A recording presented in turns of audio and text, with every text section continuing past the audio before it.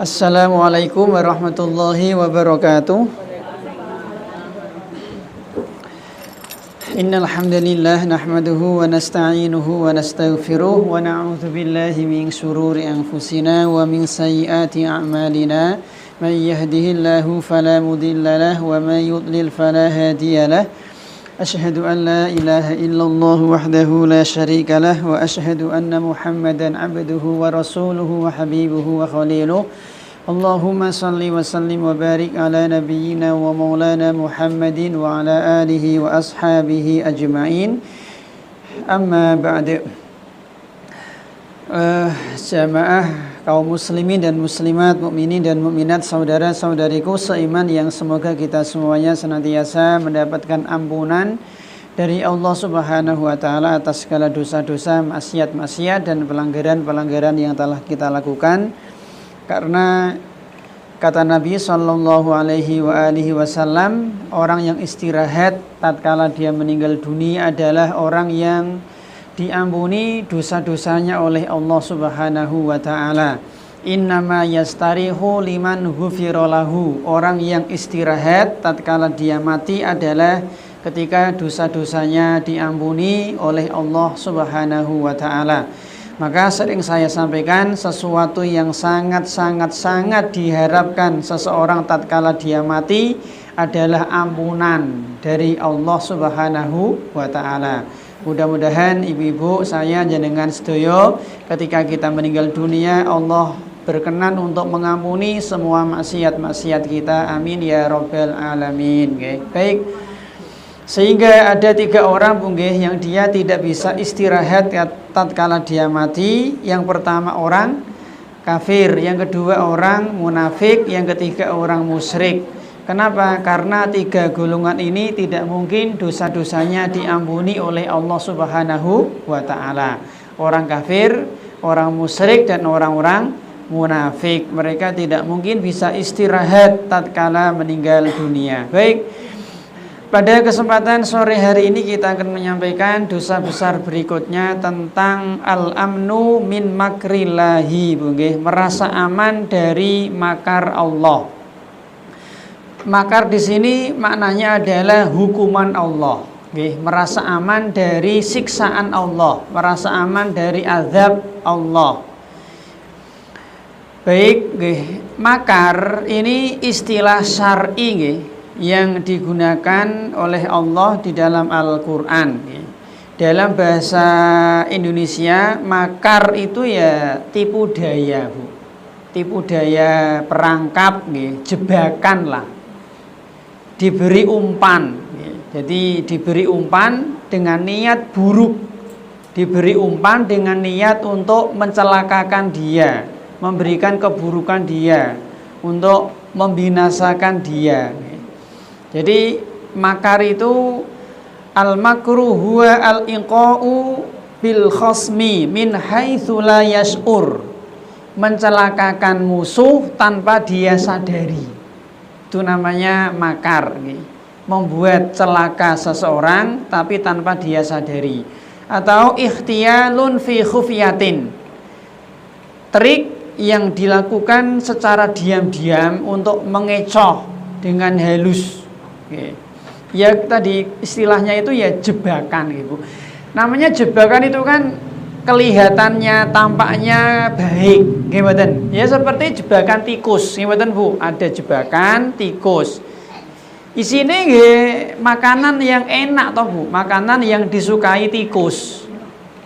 Sehingga tikus itu tertarik untuk memangsa. Lah ketika dia masuk, sudah. Ketika dia masuk ingin memakan makanan itu, mungkin tahu goreng, tahu bacem, atau onde-onde mungkin.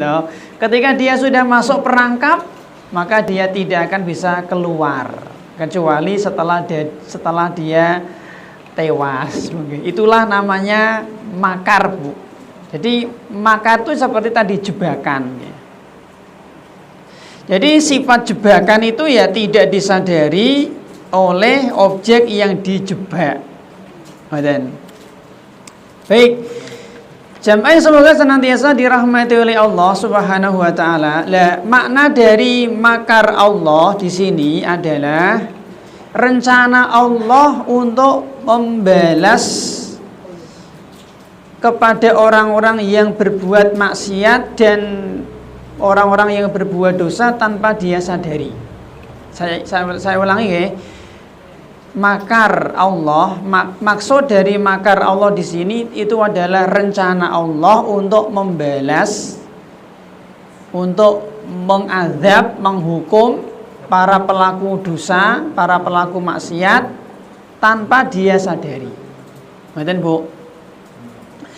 Jadi salah satu sifat Allah itu adalah membalas perbuatan hamba. In khairon fa khairun wa in syarron fa syarrun. Kalau hamba itu, kalau manusia itu berbuat kebaikan, diberi pahala, nanti dikasih hadiah surga. Wa in syarron fa syarrun. Kalau manusia itu berbuat maksiat, kejahatan, keburukan, dosa, ya nanti dia diberi dosa, nanti diberi balasan berupa neraka, siksa. Jadi salah satu sifat Allah adalah membalas perbuatan hamba. Nah, ketika Allah ingin membalas perbuatan hamba tanpa dia sadari, kita ulang, ketika Allah ingin memberikan balasan keburukan, hukuman, siksaan, azab kepada manusia yang tadi jahat, pelaku maksiat tanpa dia sadari, itulah namanya makar. Jelas mungkin? Baik.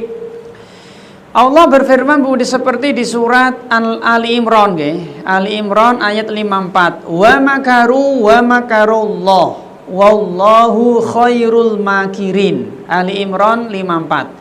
Wa makaru wa makarullah wallahu khairul makirin. Orang-orang kafir itu mereka membuat makar, tipu daya, dan Allah juga membuat makar. Dan Allah Subhanahu wa taala sebaik-baik pembalas makar. Tapi gini nggih nun sewu, meskipun Allah itu membalas memberi hukuman azab siksaan kepada pelaku dosa tanpa dia sadari dengan cara tadi makar, bukan berarti Allah itu punya nama Al-Makir, sang pembuat makar. Tak ulang, meskipun Allah itu membuat makar kepada orang-orang kafir, orang-orang yang berbuat maksiat, tetapi Allah tidak punya nama Al-Makir, Bu, tukang pembuat makar. Jelas sih? Allah tidak punya nama Al-Makir, tukang pembuat makar.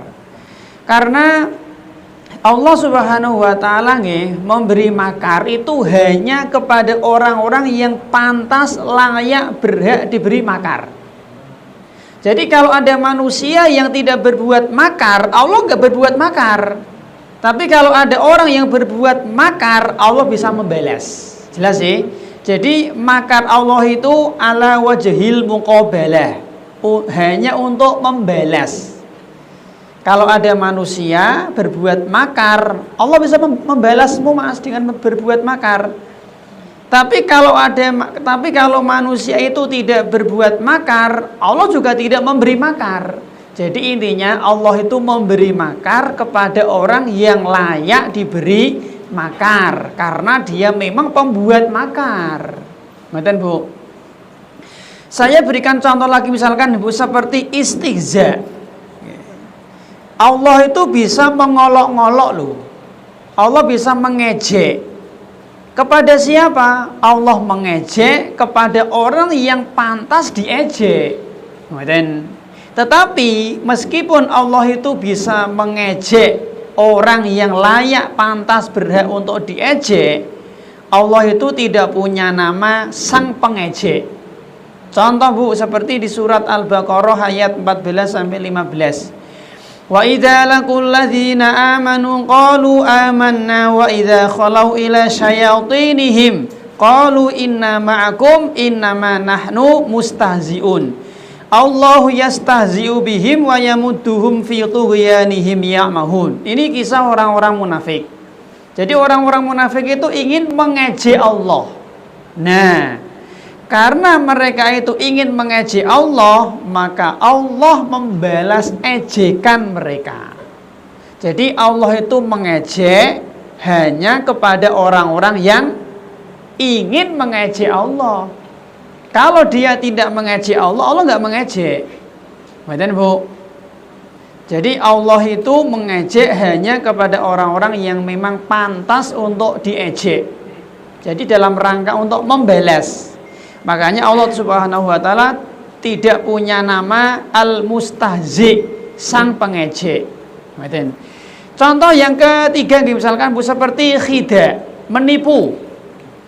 Bisa dilihat di surat An-Nisa ayat 142. An-Nisa 142. Innal munafiqina yukhadi'una Allah wa huwa khadi'uhum. Sesungguhnya orang-orang munafik itu mereka ingin menipu Allah. La wa huwa khadi'uhum. Justru Allah yang menipu mereka. Jadi Allah itu menipu dalam rangka untuk membalas orang-orang yang layak untuk ditipu, karena mereka suka menipu Allah Subhanahu wa taala. Tetapi Allah tidak punya nama Al-Khadi, sang penipu. Tak ulang, Allah tidak punya nama Al-Khadi, artinya sang penipu. Terakhir satu lagi seperti kait. Bisa dilihat di surat At-Tariq ayat 15 sampai 16. Innahum yakiduna kaida wa akidu kaida. Gitu, Bu. Orang-orang kafir mereka punya kait, tipu daya, rencana buruk, rencana jahat. Maka Allah Subhanahu wa taala akan membalas tipu daya mereka. Dan ini mirip ya. Jadi tak kembalikan ke materi, Bu. Sifat makar, sifat istihza, sifat khida bagi Allah itu tidak mutlak. Dan dalam pembahasan kitab tauhid, dalam pembahasan tauhid asma wa sifat, kita tahu bahwa semua nama Allah pasti mengandung sifat. Tapi tidak semua sifat Allah menjadi nama Allah. Tak ulang. Semua nama Allah pasti mengandung sifat Allah. Tetapi tidak semua sifat Allah menjadi nama Allah. Contoh. Yang pertama, semua nama Allah pasti mengandung sifat Allah. Contoh, Allah punya nama Ar-Rahman. Maka Allah pasti punya sifat rahmat, pengasih. Allah punya nama Al-Basir. Maka Allah pasti punya sifat basor, maha melihat. Allah punya nama Al-Aziz. Maka Allah punya sifat izzah, mulia. Allah punya nama Al-Alim. Maka Allah pasti punya sifat ilmu. Tidak mungkin Allah bodoh. Allah punya nama Al-Hayyu. Maka Allah pasti punya sifat haya, hidup. Allah punya nama Al-Ghafar. Maka Allah pasti punya sifat pemberi maghfirah, ampunan. Allah punya nama Ar-Razzaq. Maka Allah punya sifat pemberi rizki. Allah punya nama Al-Azim. Maka Allah pasti punya sifat Al-Azumah. Dan seterusnya, Bu. Nah, tetapi tidak semua sifat Allah itu menjadi nama Allah. Tidak semua sifat Allah menjadi nama Allah. Contoh, Allah Subhanahu wa taala punya sifat istiwa. Nggih. Allah punya sifat istiwa atau istiwa di atas langit, di atas arsy. Tetapi Allah tidak punya nama mustawin. Nah, ngoten. Yang kedua, Allah Subhanahu wa taala punya sifat nuzul, turun. Kapan, Bu, Allah turun, Bu? Kapan Allah turun ke langit dunia? Nah, setiap sepertiga malam terakhir. Oke, ini kita harus tahu, nggih, Bu. Jadi salah satu Ilmu terbesar dalam agama kita adalah ilmu yang membahas tentang Allah. Jadi kita wajib mengenal siapa Tuhan kita. Allah Subhanahu wa taala itu punya sifat turun, nuzul ke langit dunia di setiap sepertiga malam terakhir. Tetapi Allah tidak punya nama nazil, enggak. Sang turun. Kapan Allah Subhanahu wa taala malu, Bu? Ini tadi kan kapan Allah turun ke langit dunia setiap sepertiga malam terakhir toh. Yang kedua, kapan Allah malu? Nah, ketika ada hambanya yang mengangkat tangan berdoa, kemudian ternyata ketika tangannya diturunkan dalam kondisi kosong alias tidak dikabulkan. Yang ketiga, Bu, kapan Allah Subhanahu wa taala cemburu?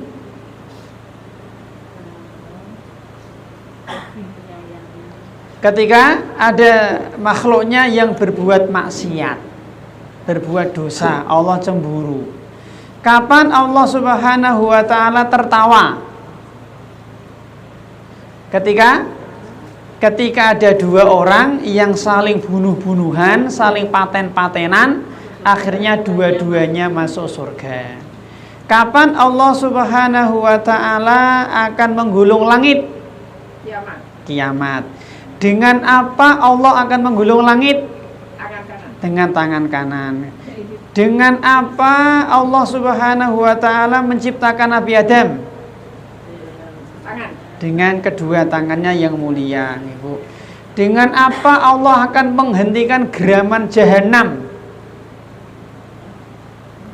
Dengan apa Allah akan menghentikan geraman neraka jahanam? Dengan apa Allah Subhanahu wa taala akan menghentikan geraman neraka jahanam? Geraman iki yo apa yo? Geraman, Bu. Geraman iki apa ya, Mas?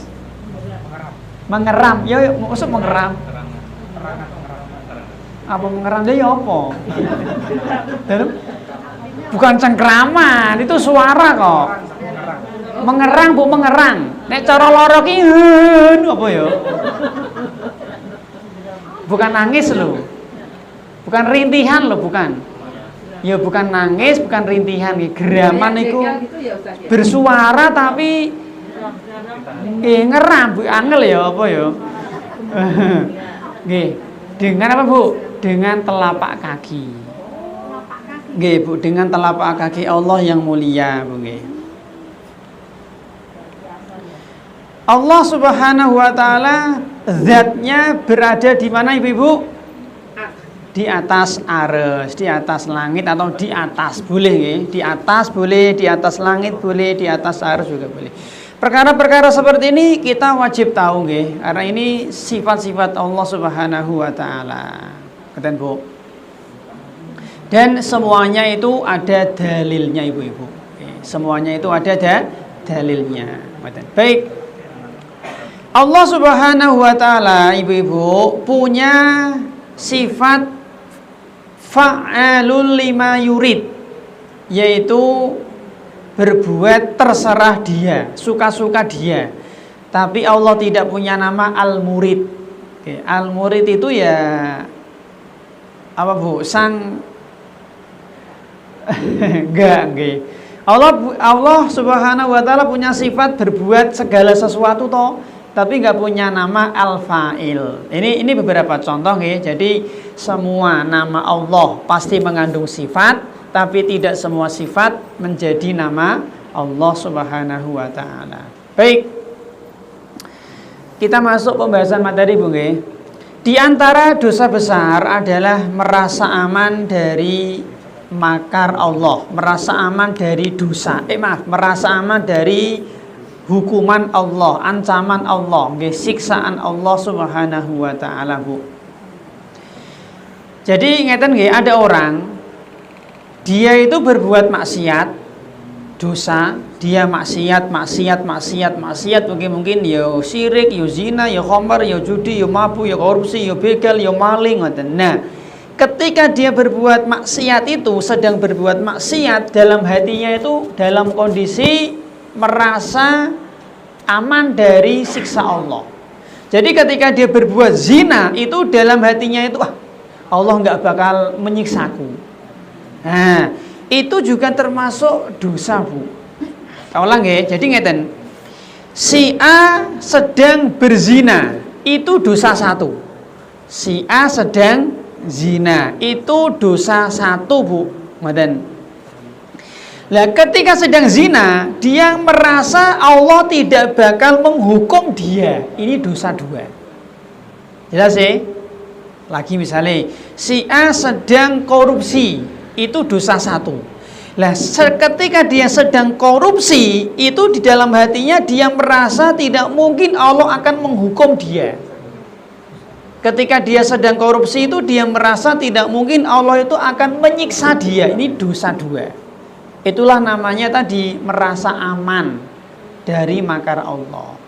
Contoh ketiga, ben gampang nggih, ben cetha. Ada orang dia sedang mabuk. Ini dosa 1. Lah ketika dia sedang mabuk, itu dia merasa tidak mungkin Allah bakal menyiksa dia. Dia merasa nggak bakal Allah akan menghukum dia. Ini dosa 2. Itu namanya merasa aman dari makar Allah, merasa aman dari siksa Allah Subhanahu wa ta'ala. Ngoten Bu. Baik Bu. Sekarang kita sampaikan Bu dalil. Dalil bahwa merasa aman dari siksa Allah termasuk dosa besar. Yang pertama di surat Al-A'raf ayat 99. Di sini di Al-A'raf 99 Allah Subhanahu wa ta'ala mensifati orang yang merasa aman dari makar Allah itu dengan sifat rugi. Kata Allah, afa aminu makrallah fala ya'manu makrallahi illal qaumul khasirun. Tidak ada orang yang dia merasa aman dari makar Allah kecuali orang-orang yang rugi. Jadi orang yang dia merasa aman dari siksa Allah itu disifati Allah dengan sifat rugi, Ibu. Dan kemudian yang kedua di antara dalilnya adalah tasyabbuh bil kufar. Jadi merasa aman dari siksa Allah itu termasuk meniru perbuatan orang-orang kafir, meniru perbuatan orang-orang jahat. Contoh Bu, yang pertama, orang-orang Yahudi dan orang-orang Romawi. Bisa dilihat di surat Ali Imran ayat 54 sampai 55 ini tentang kisah orang-orang Yahudi dan Romawi ingin membunuh Nabi Isa. Ketika orang-orang Yahudi dan Romawi bekerja sama ingin membunuh Nabi Isa, apa kata Allah? Wa makaru wa makarallah. Orang-orang Yahudi dan orang-orang Romawi mereka membuat makar, yaitu ingin menangkap Nabi Isa lalu nanti dibunuh, disalib. Jelas ya? Apa kata Allah? Wallahu khairul makirin. Tetapi Allah membalas makar mereka. Maka apa kata Allah? Idz qala Allahu ya Isa inni mutawaffika wa rafi'uka. Ketika orang-orang Romawi dan orang-orang Yahudi itu ingin menangkap Nabi Isa, ingin membunuh dan menyalib Nabi Isa, maka Allah Subhanahu wa ta'ala menyerupakan salah satu dari mereka, mirip wajahnya seperti Nabi Isa. Akhirnya yang disalib, yang dibunuh sinten? Bukan Nabi Isa. Jelas bukan? Jadi Allah membalas makar mereka. Mereka itu ingin membunuh Nabi Isa, justru Allah malah membalas makar mereka. Maka Allah Subhanahu wa ta'ala menyerupakan wajah salah satu dari mereka, mirip Nabi Isa. Akhirnya yang disalib, yang dibunuh bukan Nabi Isa. Nabi Isa diangkat oleh Allah ke langit, kedua dan masih hidup sampai sekarang. Nah, nanti menjelang kiamat Nabi Isa itu turun, Bu. Ali Imran 5455 nggih, Bu. Nggih, 5455. Apakah Nabi Isa itu ngono, Bu, sekarang di langit itu jadi tua mboten? Enggak, nggih. Nabi Isa itu sekarang masih hidup dan ketika nanti turun seperti ketika naik. Ketika naik kan umurnya sekitar 34. 33, 34. Lah nanti ketika turun ya sama, Bu. Kok ngono, Pak? Allah Maha Mampu. Ya seperti Ashabul Kahfi toh. 7 pemuda plus anjing tidur di gua, Bu. 309 tahun. Apakah ketika mereka bangun jadi tuwek-tuwek ngoten ompong? Anjingnya ya tua enggak. Nggih, kalau mereka tua-tua ya mereka enggak kaget toh. Kan mereka bangun kan enggak kaget toh, Bu. Mereka ketika bangun kan seolah-olah kan bangun tidur toh. Ngoten. Jadi masih muda.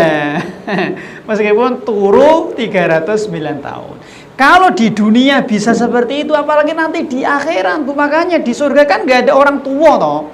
Nanti di surga kan orang itu nom terus, Bu. Jenengan yang pun sepuh-sepuh nanti nom neh, Bu. Nuwun sewu nggih. Nggih. Kalau di dunia Nabi Isa sama tadi Ashabul Kahfi seperti itu bisa atau apalagi nanti di surga ngoten. Jelas Bu nggih? Contoh yang kedua, Bu, di antara makar orang-orang kafir nggih, umatnya Nabi Nuh. Bisa dilihat di surat Hud ayat 32. Umatnya Nabi Nuh itu bukan hanya berbuat makar, Bu, tapi mereka malah nantang dikasih azab. Bayangkan, Bu. Mereka itu nantang-nantang dikasih siksa. Hud ayat 32. Apa kata Allah? Qalu ya Nuhu qad jadaltana fa aktsarta jidalana fa'tina bima ta'iduna in kunta minas shadiqin. Wahai Nuh, kita ini sudah sering debat. Capek saya, capek kami. Fa'tina bima ta'iduna.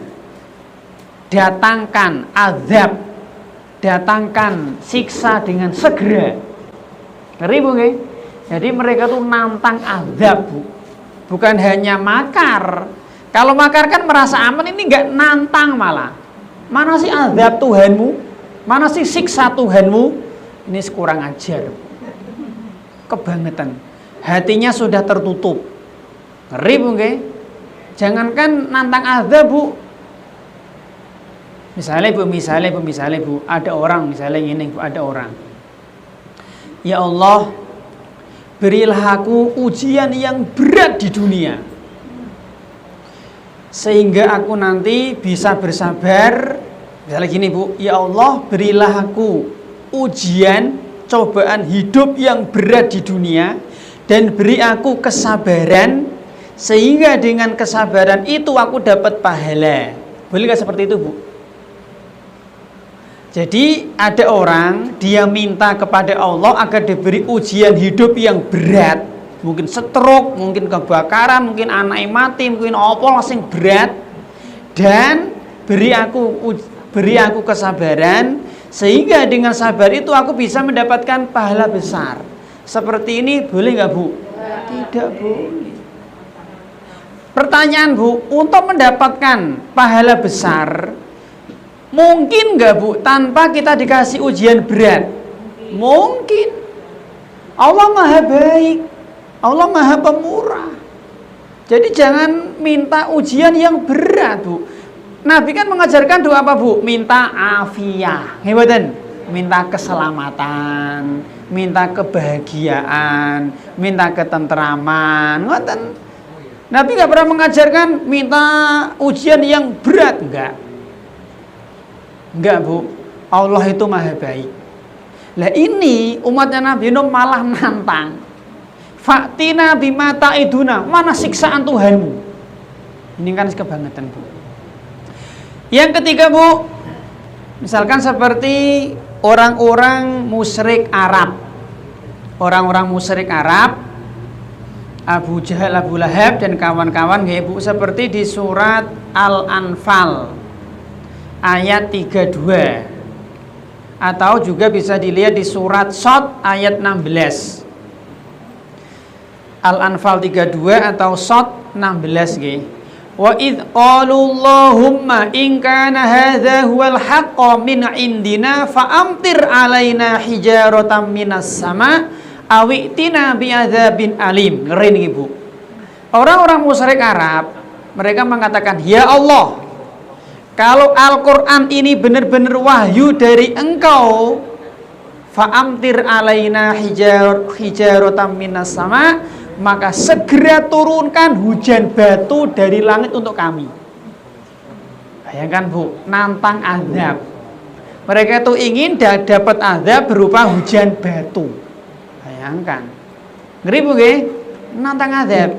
Ini Al-Anfal 32. Shad 16. Wa qalu rabbana ajilana kitona. Ya Allah, segerakan azab bagi kami sebelum kiamat datang. Kesuwen kiamat saiki. Ngoten Bu. Ini ngeri Bu, ya Allah Bu, ngeri Bu. Qabla yaumil hisab, sebelum hari kiamat. Sekarang aja azab, ngapain tunda-tunda nek kiamat saiki. Ngeri Bu. Ini tadi nggih, hatinya sudah tertutup. Ini contoh Bu. Kemudian juga seperti Bu, kaumnya Nabi Syuaib. Bisa dilihat di surat Asy-Syu'ara ayat 187 nggih. Nantang-nantang azab. Asy-Syu'ara ayat 187, kaumnya Nabi Syuaib. Fa asqid alaina kisafan minas sama'i in kunta minas shadiqin. Berikan kami azab dari langit. Bayangkan, mirip-mirip nih, mirip-mirip. Kemudian juga seperti umatnya Nabi Hud. Bisa dilihat di surat Al-A'raf ayat 70. Kemudian juga seperti umatnya Nabi Soleh, Al-A'raf 77. Jadi ngeten nggih Bu, Allah berfirman di surat Al-Ankabut ayat 52. Wa makaru makron wa makarna makron wa hum la yas'urun. Jadi ngeten. Kaumnya Nabi Soleh itu ingin membunuh onta Nabi Soleh. Ngeten. Ada 9 orang, Bu, ada 9 orang Bu, yang mereka itu rapat. Nggih, ada 9 orang ingin membunuh onta Nabi Soleh. Mereka rapat di sebuah gua, ngoten. Mereka rapat toh. Nah, mereka rencana ingin membunuh onta Nabi Soleh. Bagaimana caranya? Nanti gini, onta Soleh toh kita pateni, kita bunuh. Setelah itu agar apa namanya Bu? Tak ulang ya Bu nggih. Tak ulang. 9 orang ini bukan ingin membunuh onta nggih, ingin membunuh Nabi Soleh. Tak ulang. Ingin membunuh Nabi Soleh. Karena onta Nabi Soleh itu dibunuh 1 orang. Kalau nggak salah namanya Salib bin Kudar kalau nggak salah Bu. Jadi onta beliau sudah dibunuh nggih. Nah, mereka ingin membunuh Nabi Soleh bahkan. Jadi 9 orang ini ingin membunuh Nabi Soleh dan keluarganya. Nah, nanti kalau tengah malam Soleh dan keluarganya kita habisi. Jelas nggih? Setelah itu nanti kita pura-pura nggak tahu. Nah, apa kata Allah? Wa makarna wa hum la yasurun. Tetapi ketika mereka sedang bermusyawarah di dalam gua itu, Allah membuat makar. Bagaimana caranya Bu? Caranya Allah Subhanahu wa ta'ala menutup pintu gua. Menutup pintu gua itu dengan batu besar sehingga mereka tidak bisa keluar sampai mati, sampai tewas. Ngoten Bu. Yang membunuh onta Nabi Soleh itu kan 1 orang Bu nggih. Allah berfirman di surat Al-A'raf 77 tadi, fa'aqarunna qota wa atau an amri rabbihim. Yang membunuh ontanya itu hanya 1 orang. Tetapi di sini nggih Allah Subhanahu wa taala menggunakan kalimat jamak Bu, mereka. Fa'aqaruha, mereka telah membunuh onta Nabi Soleh Bu. Yang yang menjadi eksekutor hanya satu orang, tapi Allah menyandarkan kepada mereka. Kenapa, Bu? Karena mereka itu sepakat. Mereka setuju. Dan misalnya Bu. Misalnya Bu, ada acara larung sajen. Jelas sih? Ada acara larung sajen. Yang mengadakan acara larung sajen, misalnya gini, Bu, malam satu suro itu ada orang dia nyembelih ayam cemani. Kemudian Bu, setelah disembelih, kemudian kepalanya ini dipendem ning perapatan peleburan, misalnya Bu, dalam rangka untuk memberi sesajen kepada Mbah Danyang, agar Mbah Danyang orang ngamuk dan tidak memberikan pagebluk, sehingga warga peleburan adem ayem, sehat walafiat, toto tentrem karto raharjo. Misalnya begini, sing nglakoni hanya satu orang fulan, jelas sih. Tetapi semua masyarakat peleburan setuju, maka semuanya dapat dosa yang sama, Bu. Seperti ini Ki, yang mengeksekusi unta Nabi Shalih itu satu orang tok tadi, namanya nek Ustaz salah nggih Salib bin Qudar. Tetapi karena semua umatnya itu setuju, dihukumi membunuh juga. Yang kedua Bu, mirip dengan kisah Walid bin Mughirah. Walid bin Mughirah itu bapaknya Khalid bin Walid. Khalid kan sahabat nggih. Lah bapaknya kan kafir toh, namanya Walid bin Mughirah. Khalid bin Walid bin Mughirah. Khalidnya sahabat.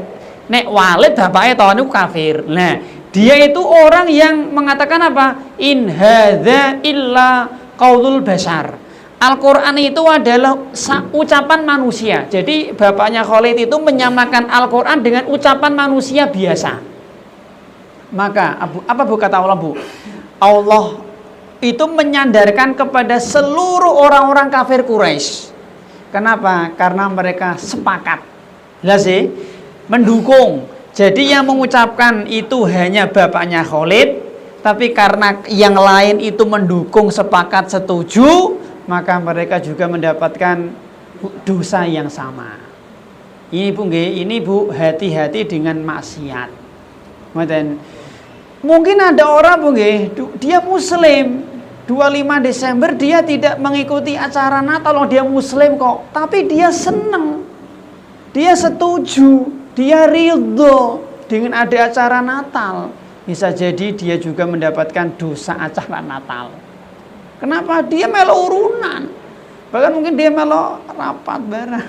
Mungkin nggih. Melo hadir, melo musyawarah bareng, melo setuju kok. Padahal dia muslim.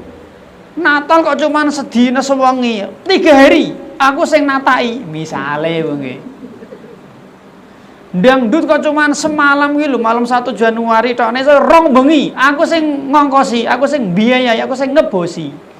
Meskipun nanti malam 1 Januari dia itu tidak hadir dangdutan, tapi karena itu program dia sing ngebosi, sing biayai Bu, dia dapat dosa. Kalau ikut hadir? Ikut hadir Bu. Ya. Hadir apa? Iya, acara itu bisa makan-makan Pas Natal Bu. Hadir enggak boleh Bu.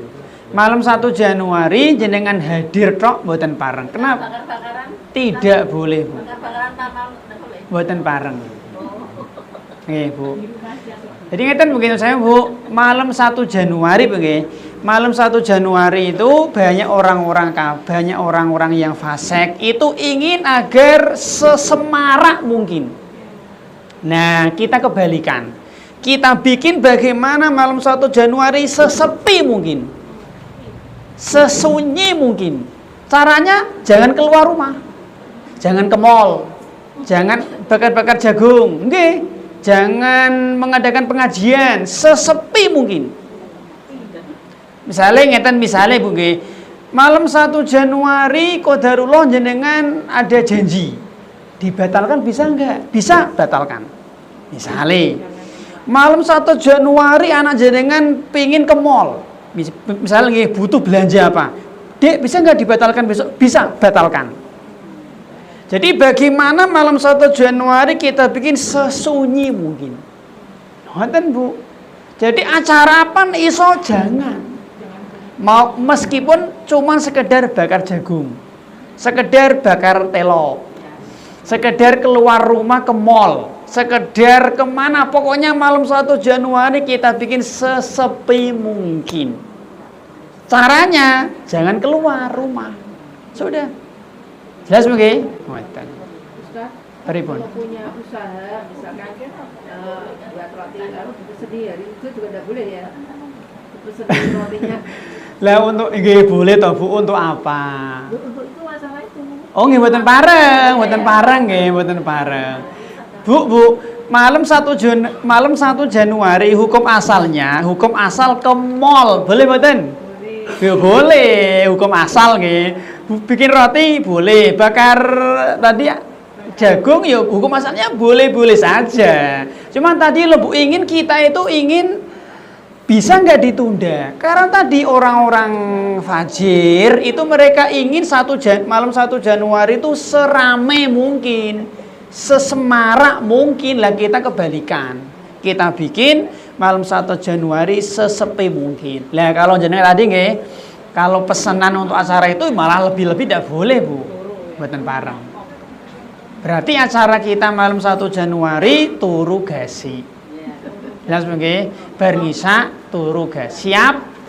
Insyaallah. Salat. Ya, malamnya. Nggih, salat malam. Salat malam.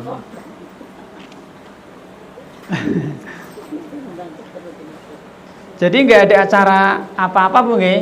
Malam 1 Januari off. Nggak ada apa-apa. Apalagi mercon trompet mboten pareng. Mboten pareng. Itu malah sudah melebihi. Hadir trok nang Simpang 5 nonton mboten pareng. Jadi juru parkir mboten pareng. Saya meremo mboten pareng. Kenapa Bu? Nambah jumlah. Nggih, tambah rame, tambah seneng mereka. Maka tadi Bu, gerakan membikin Simpang 5 malam 1 Januari sepi. Ya tadi caranya, ojo keluar rumah. Lainnya jenengan melok nonton. Aku nonton tok Pak, aku meremo, aku juru parkir sama itu meramaikan, nggak boleh.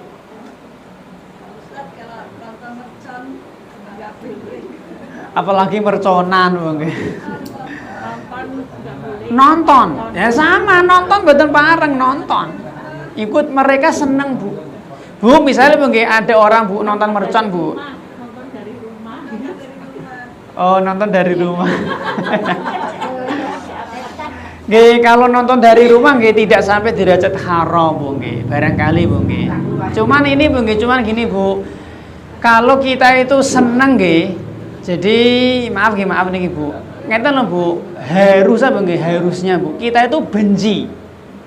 Benci bagaimana? Benci itu kan di hati toh Bu. Nah kita nonton berarti benci mboten? Ya mboten. Misale ngeten Bu. Malam 25 Desember nggih misale Bu. Di TV nasional ada acara Natal toh, kan sekarang banyak nggih TV Bu nggih. TV kan banyak menganut Natal toh. Jenengan kok nonton, mereka sedang acara Natal jenengan nonton. Pertanyaan, apakah itu bukti jenengan benci sama mereka? Ya ndak, itu bukti jenengan senang. Berarti nonton jangan. Enggak Bu. Agama kok ngadakan itu ya Ustaz. Natal bersama tuh Haram pun ndak boleh Bu. Menteri Agama loh. Mboten pareng. Dalam Bu,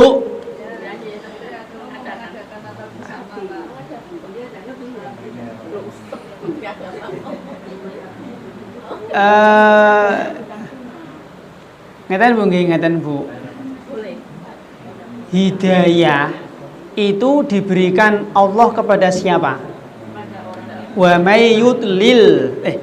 Hidayah itu diberikan Allah kepada sinten? Nah, betul. Siapa yang Allah kehendaki. Artinya, meskipun dia profesor, dia doktor, dia dosen, dia ahli, dia orang berpendidikan, tapi Allah nggak ngasih hidayah, pasti tersesat. Ada nggak Bu orang profesor doktor tersesat? Ya banyak. Orang-orang Jepang nyembah matahari, yang pinter banyak. Orang-orang India yang pinter banyak nyembah sapi.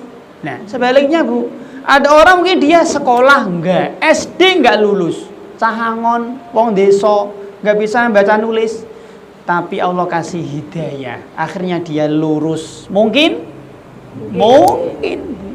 Jelas sih. Jadi jenengan jangan bersembunyi dengan gelarnya, jangan terkecoh dengan menterinya, enggak. Mboten. Nggih, mboten parang haram Bu. Mungkin dia enggak tahu. Ya mungkin Bu. Mungkin nggih. Mungkin nggih. Kenapa bisa disebutkan sebabnya berapa? Tidak boleh apa Bu? Itu mengikuti No, nggih. Nggih, gini Bu, nggih nun sewu Bu.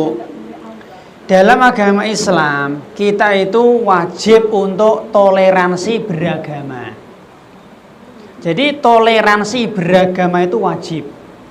Ingat Bu nggih, toleransi beragama. Artinya toleransi dalam urusan agama, jelas nggih? Bukan toleransi dalam urusan sosial loh. Kayak kerja bakti, jaga kebersihan, Bu nggih. Jaga keamanan RT, ini kan sosial Bu nggih. Enggak, ini toleransi dalam urusan beragama itu wajib. Nah, sareng ulama-ulama Bu nggih, toleransi beragama yang benar itu cirinya dua Bu. Kurang salah satu maka toleransinya cacat. Toleransi beragama yang benar itu cirinya dua. Kurang salah satu berarti jenengan tidak toleransi, atau toleransi jenengan cacat. Apa Pak? Yang pertama, tidak mengganggu. Jelas sih? Jadi kalau nanti ada orang Nasrani Natalan, ojo ganggu. Nek jenengan ganggu berarti jenengan tidak toleransi. Jelas nggih? Yang pertama. Ini kurang loh, harus dua. Yang kedua adalah tidak membantu. Jadi ono Natal ojo bantu, yo ojo ganggu. Ganggu jangan, bantu jangan Bu. Ngoten. Ya biarkan, kan kita punya pager toh, lakum dinukum waliyadin. Sampeyan Nasrani monggo ngurus agamamu sendiri, nggak usah ikut campur agama kami. Sama kami Muslim juga tidak ikut-ikutan mencampuri urusan agama kamu. Ngoten. Misale Bu, panjenengan ditanya Bu, misalnya Ibu ada orang Kristen mau Natalan, Bu, saya mau Natalan Bu, tapi saya tidak tahu arah gereja. Tunjukkan Bu, gereja itu arahnya mana. Jenengan tahu arah gereja. Pertanyaan, apakah jenengan boleh menunjukkan? Boleh nggak Bu? Tidak boleh. Nek jenengan menunjukkan berarti jenengan tidak toleransi. Berarti jenengan apa? Bantu, ya tadi jangan.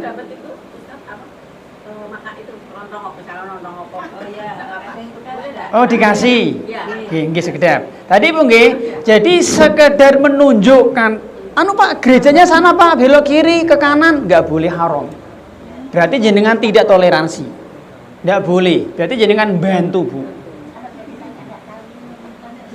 Lah nek yo jangan ngapusi juga. Jangan juga diblondrok ke anu Pak, lurus belok kiri terus jurang. Yo aja.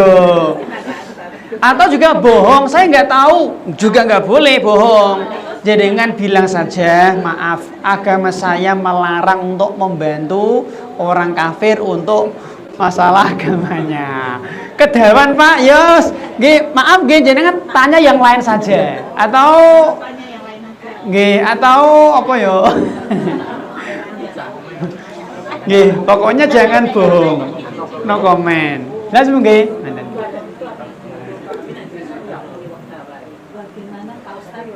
Tadi Bu, lah bagaimana kalau jenengan pas tanggal 25 Desember Bu dapat makanan Bu. Dulu kita pernah bakas Bu, ada dua macam makanan Bu. Yang pertama, makanan yang dia tidak butuh disembelih. Nah, makanan yang tidak butuh disembelih ini berasal dari siapapun, hukum asalnya halal. Jelas sih? Yang kedua, makanan yang dia butuh disembelih seperti daging ayam, daging sapi, daging kambing, langatan ini kalau berasal dari selain orang muslim, Yahudi, Nasrani maka haram. Lah kalau jenengan dikasih berkat atau bancaan tanggal 25 Desember toh, di situ ada ayam goreng dari orang Kristen, maka hukum asalnya halal. Halal. Ngeten.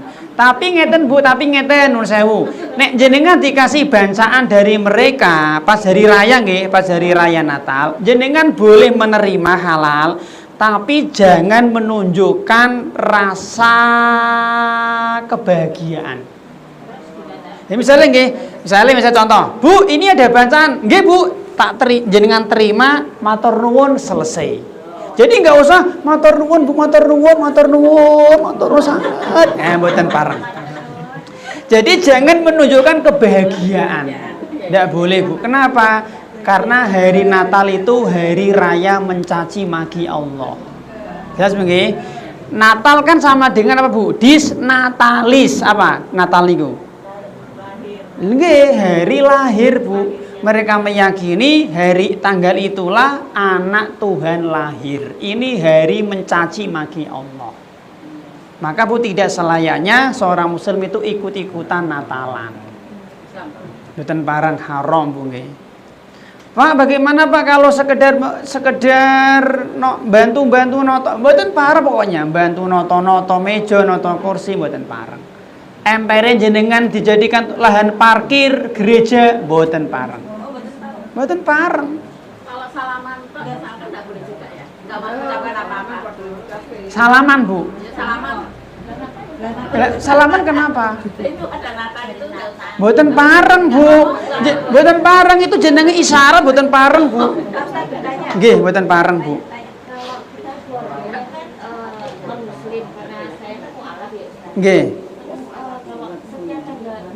Desember itu di rumah kumpul semua keluarga gitu karena kebetulan keluarga kita juga nggak semuanya Kristen, jadi ada yang muslim kayak saya, kakak tuh masih udah muslim. Itu gimana ya Ustaz hukumnya? Karena kita buat acara kumpul keluarga gitu, kumpulnya cuma setiap akhir tahun itu. Nggih, ngeten Bu nggih. Pokoknya gini Bu. Kita itu tidak boleh tadi Bu nggih, tidak boleh memberikan rasa simpati nggih atau menampakkan kebahagiaan di hari raya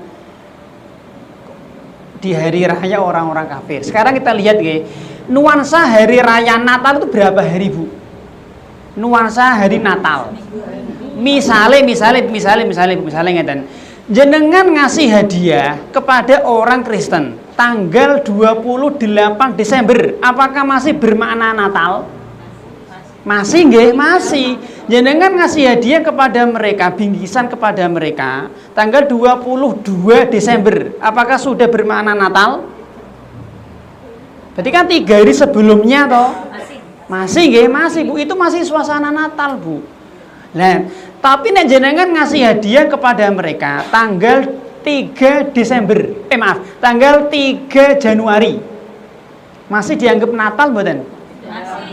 Masih. Oh masih ya, kok suwe ya?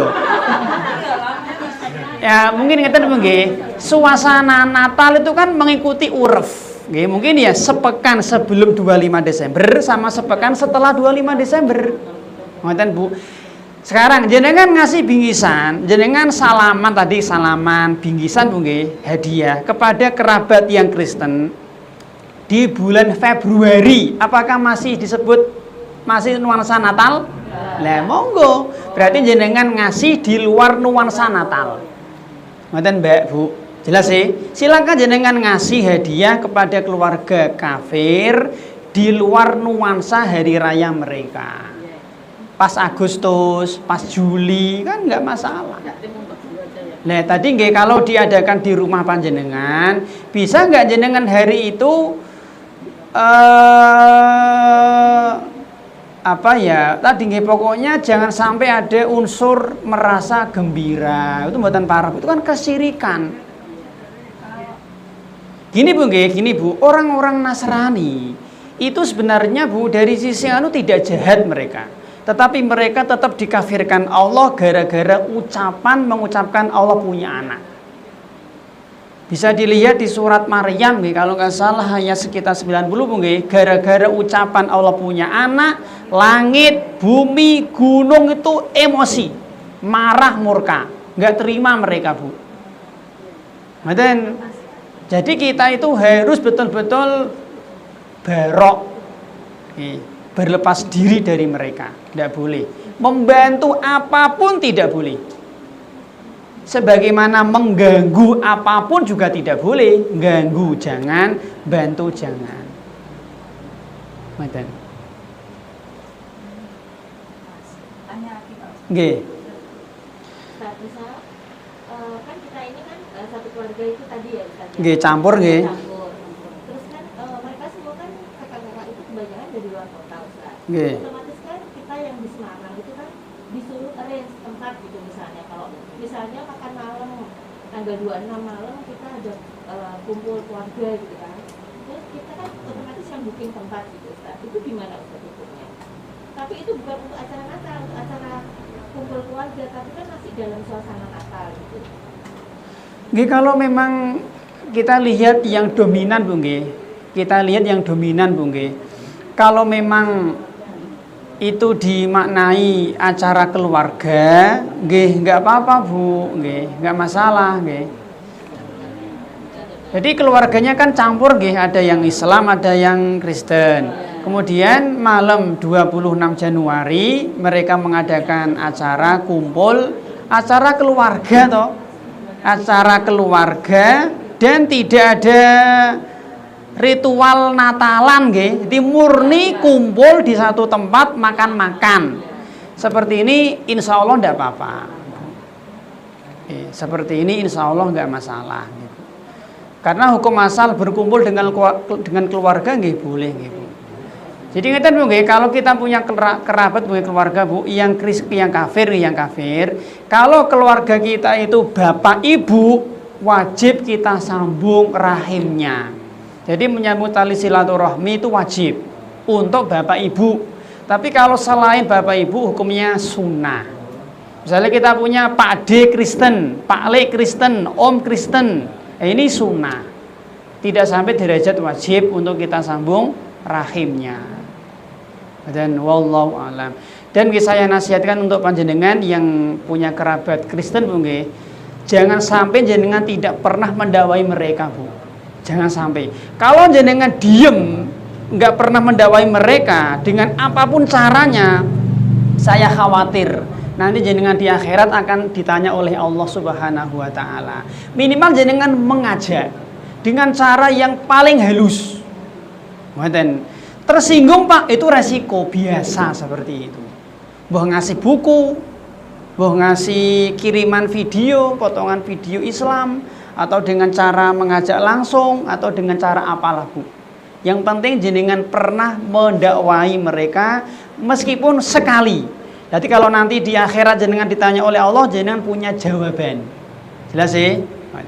Wallahu a'lam. Dan Bu, jadi toleransi itu harus, tapi tadi jangan ganggu dan jangan bantu. Orang Kristen mau Natalan seminggu silakan, kami nggak ganggu kok, tapi juga tidak bantu.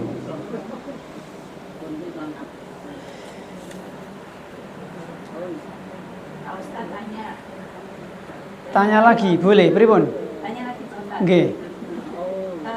Jadi apa itu kita itu nggak boleh menghadiri segala sesuatu yang intinya untuk memeriahkan malam tahun baru ya Pak Ustadz. Nggih. Meskipun itu acara di packaging dengan judul Kaleidoskop 2025 kegiatan warga, tapi intinya kan juga melayani, berarti kita pun nggak boleh. Tidak boleh Bu, tidak boleh Mbak. Kalau bantuin juga masuk toh acara ini orang teko. Nggih. biarin jarke nggih, ra apa-apa wis umbarno wae. Umbarno wae jarke. Gini Bu nggih. Kita ini kan hamba Allah Bu nggih, budak Allah Ibu-ibu. Jadi memang itulah resiko Bu. Memang swarga ki tidak murah. Jelas nggih Bu, butuh pengorbanan Bu. Salah satu butuh pengorbanan itu ya dicaci maki orang. Korban perasaan Bu, jelas nggih. Memang untuk mendapatkan swarga itu tidak murah. Terkadang dicaci dulu, dimaki dulu, didiamkan sak kampung dulu. Ngoten memang. Kok ngono? Ya ngono, kudu ngono Bu. Dan itu tidak jenengan sendiri. Lah Nabi dikatakan apa? Gila, katakan ini musisi gitu, gitu. Ngoten. Oke. Ya, untuk misalnya mengalihkan orang-orang biar nggak merayakan tahun baru, terus di sekolah diadakan kegiatan sekalian, boleh nggak? Biar anak-anak muda nonton ke situ, boleh nggak? Oh nggih, berarti kayak acara tandingan nggih. Jadi nek Simpang 5 acara dangdutan, kita bikin acara tandingan nggih. Nggih, yang pertama Ibu nggih, kalau acaranya bukan ritual nggih. Contoh Bu, contoh. Di Simpang 5 acara dangdut. Malam 1 Januari di Simpang 5 ada acara dangdut. Gitu. Di masjid tertentu malam 1 Januari mengadakan istighosah akbar. Ini tidak boleh, ini syahwat, ini subhat. Lebih berbahaya subhat atau syahwat? Subhat malah Bu. Lah, tapi kalau jenengan membuat acara tertentu nggih, membuat acara tertentu Bu, dilihat maslahat dan maudhurutnya, Bu. Tapi nek saya nggih, nek saya sendiri Bu, jangan nggih, jangan. Karena jenengan pun nanti mesti akan membuat bikin rame toh malam 1 Maden. Kecuali memang pas malam 1 Januari itu memang ngepasi jadwal pengajian rutin, nggak masalah. Tapi nek menyengaja gitu, menyengaja pokoknya acaranya dibikin malam 1 Januari. Nah, ini yang menjadi masalah Bu. Kayak tandingan nanti. Kalau niatnya itu biasanya kalau mau berpuasa itu kan nyari hari libur. Nggih. Jadi saudara-saudara yang kerja itu pas di situ gimana? Nggih, kalau pas ngepasi bisanya malam itu nggih nggak apa-apa. Tapi apakah itu masih hari Kristen itu, malam tahun baru itu? Nggih, masih mboten. Masih nggih, masih mendekati kok Bu, masih Bu. Tapi setelah 1 Januari sudah enggak ya? Nggih, mungkin Bu, kita juga nggak tahu nggih, mungkin Bu. Tadi nuansa Natal itu setahu saya mungkin sepekan sebelum 25 Desember dan sepekan setelahnya. Mungkin. Ngeten Bu, kalau nuansa Idul Fitri, menurut jenengan berapa hari sih nuansa Idul Fitri ini Bu? Nuansa Idul Fitri berapa hari? Seminggu setelahnya nggih. Ya sudah. Nek Natal mungkin tadi. Sawal malah sebulan berarti nggih, sebulan nggih. Ya mau nggih. Kalau pas tanggal 25-nya itu misalkan di musola ngadain pengajian timbako ndak double melur itu ngadain itu boleh enggak? Malam 1 pas 25 sengaja. Ya biar maksudnya biar nggak keluar ya, biar dijadakan Pengajian. Ceramah gitu biar Pertimbangannya apa Bu? Pertimbangannya? biar mereka kan tidak sakit kan ada yang biar mereka tidak ikut misalnya. Mereka sinten? Mereka Muslim, ikut Ya, Natalan. ya. Masa ono Bu? Enggak, maksudnya kan yo yang agamanya enggak kok tetap ada yang itu Ustaz. Datang bagi kan dapat ada yang mau Ustaz. Nggih, dipertimbangkan Bu nggih. Nggih, insyaallah nggak apa-apa nggih. Pas tanggal 25 Desember nggih dengan tadi nggih dengan niat ya nggak apa-apa insyaallah nggih. Karena tadi nggih dipertimbangkan kalau ikut acara Natal kan malah lebih ngeri nggih. Semoga enggak apa-apa. Iya, tapi tadi Bu nggih pengajiannya itu Jangan membuat ritual, nanti istighosah kubro, zikir bersama, ini subhat malah. Ya pengajian ilmu lah, ceramah kayak gini, ilmu jelaskan ilmu, bukan ritual nggih, bukan ritual ibadah mahdho, jangan. Karena subhat itu lebih berbahaya daripada syahwat.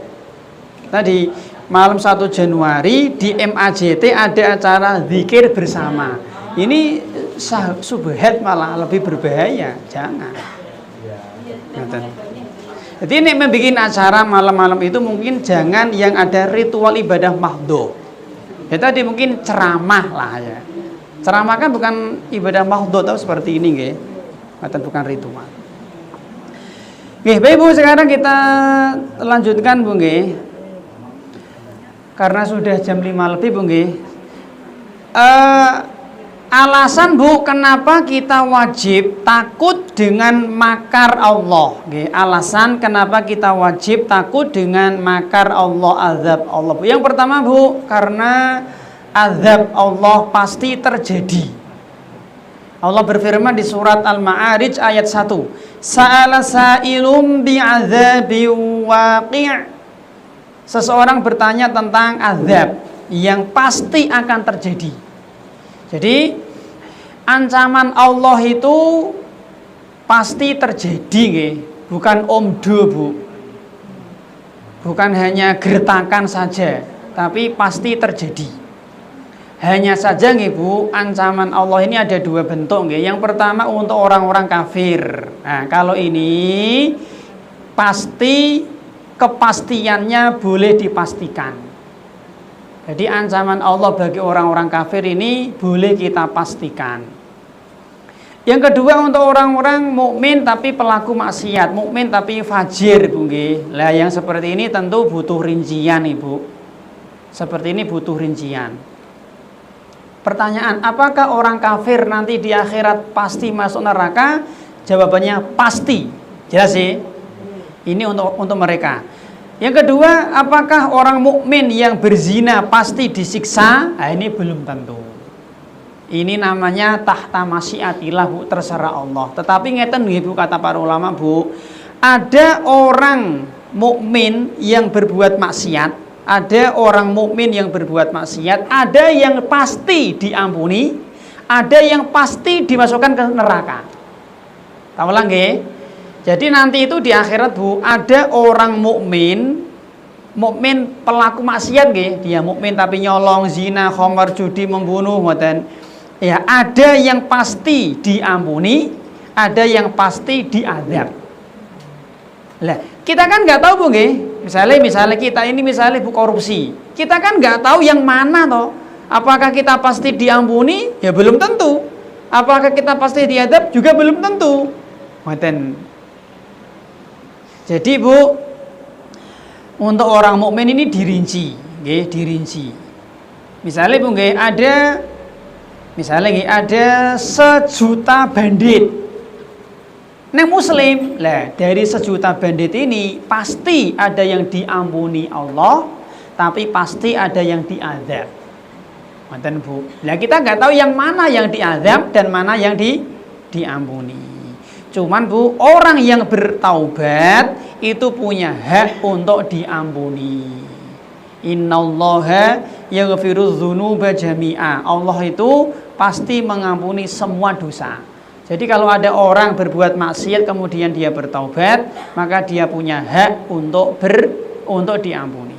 Bu, Allah itu tidak mau neraka kosong. Allah tidak mau neraka itu kosong. Allah sudah berjanji, bertekad bulat untuk membuat neraka penuh sesak. Ayatnya banyak Bu. Contoh seperti di surat Hud ayat 119.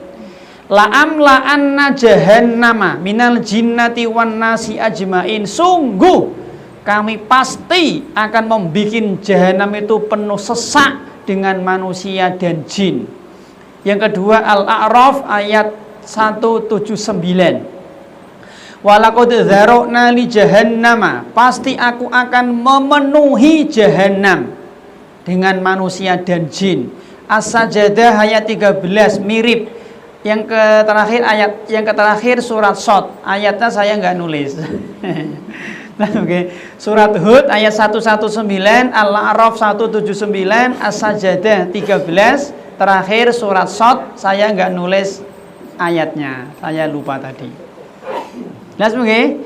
Allah sudah berjanji, bertekad bulat untuk membuat neraka itu penuh sesak. Allah nggak mau neraka kosong, nggak mau. Bahkan mungkin dalam hadis Muslim kalau nggak salah mungkin dari 1000 manusia yang masuk surga pinten? 1. Bayangkan Bu. Dari 1000 manusia sing mlebu neraka 999, hanya 1 yang masuk surga. Ini membuat kita semakin ketakutan kudune. Ketakutan kudune. Yang kedua Bu, sebab kita itu wajib takut dengan azab Allah nggih. Yang kedua adalah azab Allah itu bentuknya bermacam-macam. Variannya bermacam-macam. Ya, Fir'aun ditenggelamkan di laut, Qarun ditenggelamkan di bumi. Nah, itu umatnya Nabi Lot dijungkir balik. Umatnya Nabi Shu'aib, umatnya Nabi Soleh, macam-macam Bu. Yang nanti neta sebutkan enggak cukup waktunya nggih. Bani Israel dikutuk jadi kethek dan babi, macam-macam. Ngeten Bu. Tsunami Aceh tahun pinten Mas? 2004 nggih. Katanya Bu nggih, katanya. Itu kan nek mboten salah hari Ahad ya. Tanggal 26 Bu nggih. Lah. Sehari sebelumnya katanya Bu 2004 toh. 2004 25 Desember itu Natal perdana di Aceh. Ya sih, katane ngoten, itu Natal pertama bersama di Aceh. Allah murka Bu. Jelas sih, ngoten Bu. Makanya Bu ngeten Bu, menurut sebagian ahli ilmu Bu nggih, di zaman Nabi Adam sampai zaman Nabi Nuh itu hampir-hampir tidak ada bencana alam. Kenapa? Karena dari zaman Nabi Adam sampai zaman Nabi Nuh kan semua manusia kan Islam bertauhid. Jadi belum ada Hindu, Buddha, Kristen, Katolik, Kejawen belum ada. Syirik pertama kali kapan? Di zaman Nabi Nuh toh. Lah, selama 10 generasi itulah itu belum ada bencana alam. Jadi nggih, bencana alam itu sebab utamanya adalah syirik. Syirik Bu. Jelas ya? Berikutnya Ibu-ibu, azab Allah itu datang secara tiba-tiba. Allah berfirman di surat Al-An'am ayat 44. Falamma nasu ma dzukiru bihi fatahna 'alaihim abwaaba kulli syai'in hatta idza farihu bima utu akhadnahum baghtatan fa idzahum mublisun. Jadi ketika mereka sedang bersenang-senang, bergembira, mungkin tiba-tiba Allah Subhanahu wa taala mendatangkan azab. Dulu kan tsunami aja kan pagi-pagi nggak disangka toh, pagi-pagi. Dan azab itu rata-rata datangnya pagi. Jadi lihat kaumnya Nabi Shu'aib, kaumnya Nabi Soleh, kaumnya Nabi itu rata-rata pagi-pagi Bu. Lagi turu tiba-tiba. Dan tanpa mereka sadari. Berikutnya Ibu, azab Allah itu tidak akan mampu kita pikul. Azab Allah itu tidak akan mampu kita pikul Ibu. Nek jenengan Bu nggih membaca Al-Qur'an Bu, nanti mendapati azab Allah itu mensifati azab itu dengan sifat-sifat yang mengerikan. Saya di sini menulis sekitar ada 20 Bu. Nek saya nggak nulis suratnya Bu nggih kesuwen Bu. Allah berfirman seperti ini, azabun syadid, azab yang keras, azabun azim, azab yang pedih. Terus syadidul azab, azab yang berat sama. Sariul iqab, azabum mirrijzin alim, azabas sa'ir. Terus azabun qarib, syadidul iqab, azabun alim, azabun nar, azabul harik. Ini mirip-mirip nih, azab yang keras, azab yang berat, azab yang pedih, azabum mukim, su'ul azab, asadul azab. Ngeri-ngeri nih. Sadidul mihal, alimun sadid, adzabul akhirati asyaq min adzabin ghalidh, adzabun ghairu mardud, macam-macam. Jadi ternyata Allah itu mensifati azab dengan berbagai macam sifat. Ya intinya ya azab yang keras, yang pedih, yang mengerikan dan seterusnya. Dan kita tidak mungkin bisa, Bu, kita tidak mungkin mampu untuk memikul azab Allah Subhanahu wa taala, nggih, Bu. Maka Bu nggih, cara terbaik agar kita itu jauh dari bencana di dunia dan di akhirat, taubat. Syirik diganti dengan tauhid, bid'ah diganti dengan sunnah, maksiat diganti dengan taat. Dan jauhi jimat, riba, korupsi, sogok, mengurangi timbangan dan seterusnya. Berikutnya, Bu, yang kepinten iki. Cemilan Mas. Bon setengah 6 nggih. Lah gini Bu, salah satu bentuk makar Allah itu adalah istidraj. Gimana? Salah satu bentuk makar Allah adalah istidraj. Allah berfirman Bu di surat Al-A'raf ayat 182. Sanastadrijuhum min haitsu la ya'lamun. Mereka diberi Allah jebakan, diberi istidraj, diperangkap. Tetapi mereka tidak sadar, Bu. Itu namanya istidraj, nggih. Ya dijebak, diperangkap, Bu. Misalnya Bu, anaknya jenengan Bu menek jambu. Kon medun ra gelem. Le medun le, malah ngeyel to. Lah jenengan ngasih istidraj. Ya wis nek medun sing dhuwur. Dhuwur wingi, dhuwur meneh, dhuwur meneh, dhuwur meneh. Nah, itu namanya Bu istidraj. Dilulu nggih betul. Anak jenengan Bu nangis ngoten. Kandhani angel. Sing banter nangise kurang banter. Banter wingi, banter tanggal. Banter kok ngomong. Itu namanya istidraj. Sekarang terakhir Bu, sebelum kita akhiri Bu, penyebab seseorang itu merasa aman dari makar Allah. Yang pertama, penyebab seseorang merasa aman dari makar Allah. Yang pertama Bu, dia menyiapkan taubat sebelum maksiat. Nah, ini ngeri nih. Sudah persiapan taubat sebelum maksiat. Wes ora apa nyolong kae pawongan Pak RT ngene ben nyolong njaluk maaf misale. Nyolong kae ngombe ciu. Ngombe conghyang, teman-teman kandel gitu. Nanti ini baru mabuk taubat. Ngeten iki talbis iblis, tipuan iblis mungkin. Ini pernah dilakukan oleh kakak-kakaknya Nabi Yusuf. Jadi mereka itu ingin membunuh Nabi Yusuf. Nah nanti nek berhasil lalu taubat. Allah berfirman di surat Yusuf ayat 9. Uqtulu Yusuf, patani wa Yusuf. Patani wa. Abi tarahuhu ardayakhlukum wajhu abikum wa takunu min ba'dihi qauman shalihin. Dan nanti nek wis dipateni atau diasingkan, setelah itu apa? Kita bertaubat. Nah, dan ini kan akhirnya orang kan semakin berani berbuat maksiat gitu. Yang kedua Bu, diantara penyebab Bu seseorang itu berbuat tadi merasa aman dari makar Allah Bu, punya keyakinan yang batil, punya keyakinan yang salah, seperti orang-orang Yahudi. Allah berfirman tentang Yahudi Bu di surat Al-Baqarah ayat 8. Wa qalu lan tamassana an-naru illa ayyaman ma'dudat.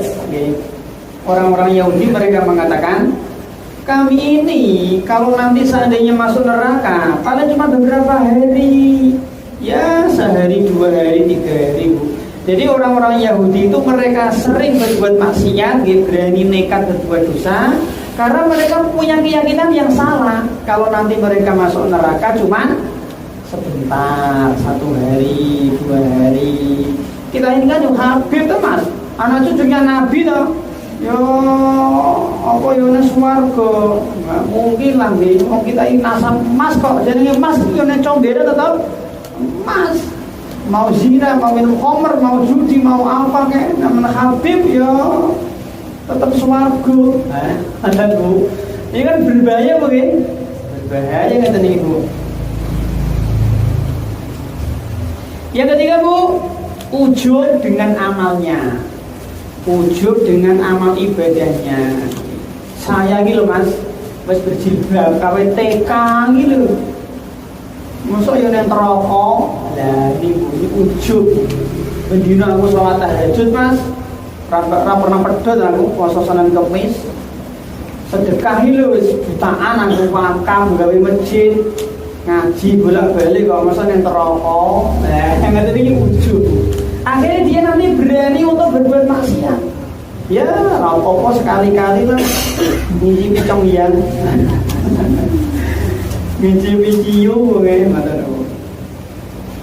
Enggak boleh Bu nggih, enggak boleh Bu. Kita itu harus terus merengek kepada Allah Subhanahu wa taala agar dikasih surga. Sebagaimana kita itu wajib takut dengan neraka, kita juga wajib minta surga. Jadi mungkin swarga niku wajib diminta. Nek jenengan kok ora pernah njaluk swarga kebangetan Bu, harus. Jadi swarga niku kudu dijaluk. Jangan pede, aku mesti swarga Mas. Soalnya boleh bendina sholat. Berikutnya Bu, karena jarang ditimpa musibah. Aku lho Mas, makan riba Mas, kawit nom, nanti tua itu makan riba, nyatanya ya sehat. Nyatanya yuk, anak-anakku yuk kentang kiyeng, ape-ape apal Quran. Itu mungkin nyatanya bujuku yuk solihah. Jenenge ya solihatun. Misalnya mungkin nyatane iki keluargaku sakinah mawaddah warahmah ana apa-apa. Di kanane kalau Allah menghukum orang yang makan riba. Keluargaku tentrem, aku yo sehat, karirku naik terus, daganganku laris, bisnisku lancar. Lah, orang seperti ini Bu, akhirnya dia enggak mau taubat. Dan nyatanya dia maksiat bola-balik sehat. Aku nyatanya Mas korupsi bola-balik gitu, ora pernah kecekel KPK. Aku nyolong bola-balik gitu, ora pernah kecekel polisi, Mas sehat nyatanya. Dan tanggapi malah sering sholat, sering jumatan, sering ngaji malah loro kesenggol kipas angin gitu belum. Karena dia itu nggak pernah dapat musibah, bukan akhirnya berani berbuat mas. Maka gini begini Bu, kalau ada seorang muslim Bu, kemudian ketika dia berbuat maksiat kok Allah tegur, itu bukti Allah cinta sama dia. Ada nih, lagi Arab ono Natalan neng Aceh misalnya, Allah kirim banjir, nah akhirnya tobat. Itu bukti Allah cinta sama sampeyan Mas. Ada begini. Misalnya gini, penduduk kota tertentu lagi apa sajin blorong odo hanya Allah ngasih gunung meletus. Nah akhirnya orang situ meneng. Itu tentu Allah cinta sama dia. Dan Bu Fir'aun itu Bu diriwayatkan itu hampir sehat terus. Itu Fir'aun hampir enggak, ya istilah kita itu flu nggak pernah, jadi fit terus, seger terus. Itu Fir'aun, hampir nggak pernah sakit. Akhirnya apa? Kurang ajar, gimana? Sombong dia. Maka mungkin kalau kita kok dikasih Allah sakit, kadang dagangannya yo rugi, kadang anaknya nakal, gitu. Itu mungkin karena sebab dosa kita, agar kita ini sadar. Coba misalnya pujian, sehat terus, anggap dagang laris terus. Misalnya kayak seneng terus, ora pernah lorong blas, iso sombong. Kilo aku. Nah, tapi sekali-kali ben bocor, sekali-kali loro, sekali-kali ditipu, sekali-kali anaknya beli, lah kita sadar. Berikutnya Bu, karena dia jahil dengan sifat Allah, okay? Jahil dengan sifat Allah Subhanahu wa ta'ala Bu. Salah satu sifat Allah adalah Bu, salah satu sifat Allah Subhanahu wa ta'ala adalah apa Bu? Tadi memberi hidayah kepada yang dikehendaki dan menyesatkan kepada orang yang dikehendaki. Mau dia menteri agama, mau dia profesor, doktor, dosen apa, Allah sesatkan pasti sesat. Ya sih, dan Allah tidak peduli. Mau dia habib, mau dia ustadz, kiai, nggak peduli. Sesat ya sesat. Nah sebaliknya, kalau Allah mau menghendaki kebaikan bagi dia, akan diberi Allah petunjuk.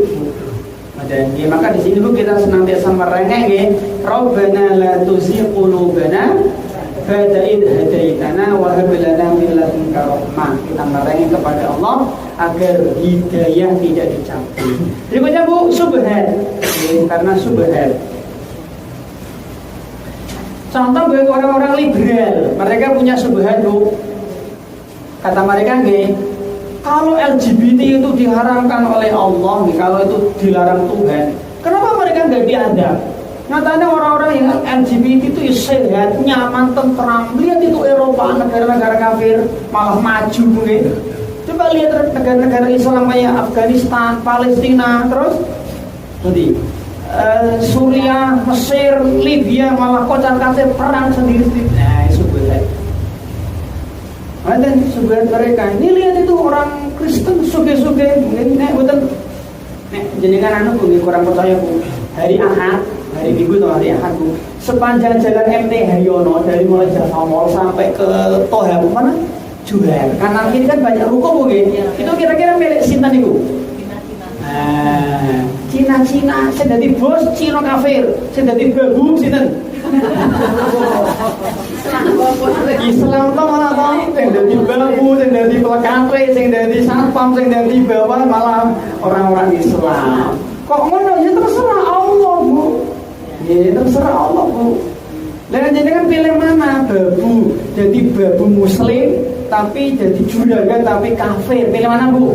Rasa mikir babu Muslim rapopo. Indonesia ya juragan Muslim. Bu, jenengan Bu, jadi siapa ya? Ratu Inggris, ratu lho. Saya jenengan macam jenengan Elizabeth. Jenengan Bu, jadi jenengan sekarang saya sekarang disuruh pilih. Jenengan jadi Ratu Elizabeth. Ratu Elizabeth jadi jenengan di sini sekarang di sini. Kira-kira jenengan pilih mana Bu? Ini mana kono? Nah, tanpa mikir toh, kenapa kafir? Dan enggak usah mikir, bukan apa Bu? Ya Allah Bu, iman itu sesuatu yang sangat berharga. Kan dulu tak sampaikan, misalnya ada seorang keluarga, dia mu'alaf, semua keluarganya Kristen kafir. Akhirnya karena dia sendiri masuk Islam, akhirnya dia di surga. Di surga dia melihat adiknya, anaknya, suaminya, ibunya, bapaknya disiksa di neraka. Apakah mereka kasihan? Sedih? Di surga dia nengok ke neraka, kalau lihat bapaknya, anaknya, istrinya, suaminya disiksa di neraka, apakah dia sedih? Gak doyan mangan? Kuru? Yang musuh yang swarga orang doyan mangan yang piye? Mereka dia itu enggak akan, dia malah nyukur Kenapa Bu? Karena hubungan nasab selesai hanya di dunia. Ya sih, hubungan nasab itu selesai berarti di dunia. Makanya Bu, di dunia itu kan apa ya Bu, istilah itu kan apa ya Bu, negeri sandiwara. Jadi pura-pura, jadi misalnya ki bapak iki ibu iki anak iki mantu, ini pura-pura. Itulah dunia, kehidupan yang laibun walau permainan sandiwara. Kayak film-film. Kita kalau berisikan juga iki bapak iki anak nang film keluar turun panggung, ya orang itulah dunia. Karena tentu Allah mensifatikan laibun walahun. Dunia itu permainan dan sendaguru. Ya tadi kayak film. Pura-pura bapak pura-pura anak pura-pura mantu, pura-pura anak toh. Lah nanti kalau sudah turun panggung selesai main film, ya memang bukan anak bukan bujuk. Sama seperti ini. Tadi makanya kalau tadi ada mbak-mbak yang masuk Islam, kalau nanti dia masuk surga, lihat keluarga yang masuk neraka sama sekali tidak kasihan. Bahkan malah sokor. Dan begini, kenapa? Kan dari rangan dulu Natalan terus. Pas juga gala mau aku gala Bu tegas. Dan cetro. Berikutnya Bu, di antara bentuk orang itu merasa aman dari makar Allah begini, kurangnya sifat khauf kepada Allah. Kurang apa ya, kurangnya sifat takut kepada Allah mungkin. Ini berbahaya Bu. Oke. Jadi apa ya Bu? Ada subhat mungkin. Ada orang gini Bu. Sebenarnya iki dadi wong ki apa? Sebenarnya iki berbakti karo wong tua mesti swarga. Lah ngoten. Jadi dia mengambil satu dalil tapi membuang dalil yang lain. Sebenarnya iki lemah karo wong tua bergabung mesti swarga, tapi dia enggak sholat. Tapi dia main jimat, tapi dia kedukun. Jadi dia hanya mengambil satu hadis, yang penting karo wong tua ki berbakti, Mas, mesti swarga, tapi ora sholat. Pripun? Ya maksudnya piye begini? Atau gini, yang penting ki tauhid, Mas. Terus utang rasa bayar. Nah, ini juga berbahaya mungkin. Berbahaya Bu. Jadi kurangnya sifat khauf kepada Allah Subhanahu wa taala. Berikutnya Bu, memiliki sifat roja kepada Allah berlebihan. Nah ini Allah kan maha penerima taubat, Allah kan maha al-ghafar, al-ghafur, at-tawwab, ar-rahman, ar-rahim toh. Sementara ini ra taubat ra apa-apa, Allah kan yang maha baik toh. Nah, akhirnya sampai mati dia tidak bertaubat. Nggih pun nggih, kula sing kisah soalnya setengah lebih. Demikian Bu yang bisa kita sampaikan, semoga bermanfaat. Intinya Bu, tanggal 25 Desember jangan mengganggu dan jangan membantu, biarkan mereka. Yang kedua, malam 1 Januari tidak ada apa-apa, maka turu gasi. Ada apa-apa itu malam 1 Syawal. Nah, malam 1 Syawal, malam 10 Dzulhijjah jenengan boleh bergadang, boleh tidak tidur. Ya sih, malam 10 Dzulhijjah, malam 1 Syawal dengan boleh tidak tidur. Kenapa Bu? Ada apa-apa? Takbiran. Ya sih, yang mau monggo ora malah keliru. Malam 1 Januari malah neng ora turu. Malam 1 Syawal malah turu gasi. Lah dibola-balik to. Malam 1 Syawal jenengan lek-lekan ora turu dalam rangka takbiran. Siap Bu? Malam 1 Januari besok dari Isa turu gaji, anaknya putune jaga turu gaji karena tidak ada. Maka tentu yang bisa kita sampaikan semoga menjadi ilmu yang barokah. Kita akhiri, kalau ada kesalahan mau dimaafkan kita akhiri. Wassalamualaikum warahmatullahi wabarakatuh. Mas Muslim makasih ya. Sangat adem ya Allah. Dosa. Tidak apa-apa. Rantai Mas gelas raksasa nih.